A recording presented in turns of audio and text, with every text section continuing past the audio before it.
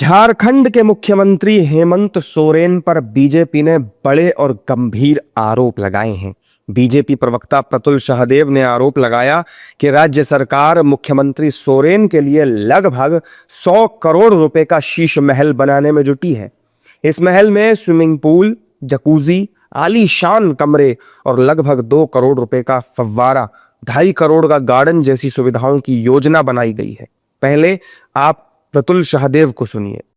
इसे कहते हैं बेशर्मी की हाइट। मुख्यमंत्री हेमंत सोरेन खुद को आदिवासी का बेटा बताते हैं और कहते हैं कि साहब ये गरीब गुरबों की सरकार है, आदिवासी मूलवासियों के हित के लिए सरकार है और गरीबों के आंसू को पोंछने के लिए आई है। लेकिन जिस तरीके से वो 100 करोड़ का शीश महल खुद के लिए बनवाने जा रहे हैं, ये तो हद कर दिया आपने साहब। अब बताइए, मुख्यमंत्री आवास जो नया कैबिनेट ने स्वीकृति दी है, वो उसका बजट 100 करोड़ के आसपास का है, जिसमें जकूजी, स्विमिंग पूल, 2.5 करोड़ का गार्डन, 2 करोड़ का फव्वारा और सुख सुविधा के तमाम साधन उपलब्ध हैं।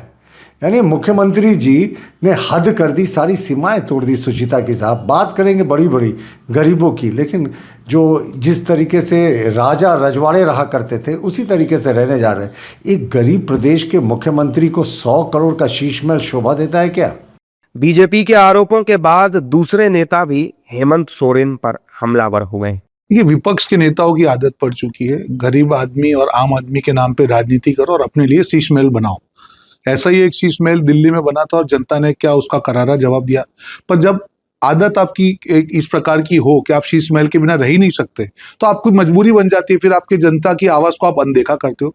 यही विपक्ष के नेताओं का हाल है। बार बार जनता मैसेज दे रही है तो भी सुधरने को तैयार नहीं है, क्योंकि आदत पड़ चुकी है। कांग्रेस की पुरानी राजनीति भी यही थी कि किसी भी प्रकार से गरीबों और मध्यम वर्ग का शोषण करो और अपने लिए शीश महल बनाओ। जनता ने तब भी उस राजनीति को नकारा, दिल्ली में भी नकारा और आने वाले दिनों में हम देखेंगे झारखंड में भी इस प्रकार की राजनीति को नकारेगी। वहीं विपक्ष के नेता इन आरोपों को गलत और बेबुनियाद बता रहे हैं। विपक्ष की माने तो बीजेपी बेवजह का मुद्दा उठा रही है। मैं ये सोर्सेज बेस्ड इंफॉर्मेशन या एलिगेशंस पे कोई चर्चा नहीं करना चाहूँगी, क्योंकि ये पॉलिटिकली मोटिवेटेड होते हैं, इसमें सत्य तथ्य नहीं होते हैं। ऐसे ही हमने पूरा दिल्ली का इलेक्शन देखा था कि उन्होंने शीश महल को बना बनाकर शीश महल था भी कि नहीं हमें नहीं पता है, पर चुनावी फायदा उनको मिल गया, दिल्ली को भारतीय जनता पार्टी को मिल गया। जनता का फायदा नहीं हुआ, जनता का तो नुकसान हुआ, पर बीजेपी का फायदा हो गया। तो मैं इस एलिगेशंस जो लगा रहे हैं वो भारतीय जनता पार्टी ही लगा रही होगी, तो मैं इस पर चर्चा नहीं करना चाहूंगी। दरअसल राज्य कैबिनेट में सीएम हेमंत सोरेन के लिए बनाए जाने वाले घर का प्रस्ताव पारित होने पर सियासत तेज हो गई है। बीजेपी इस मुद्दे को दिल्ली के अरविंद केजरीवाल के घर की ही तर्ज पर हेमंत सरकार को घेरने की तैयारी में है।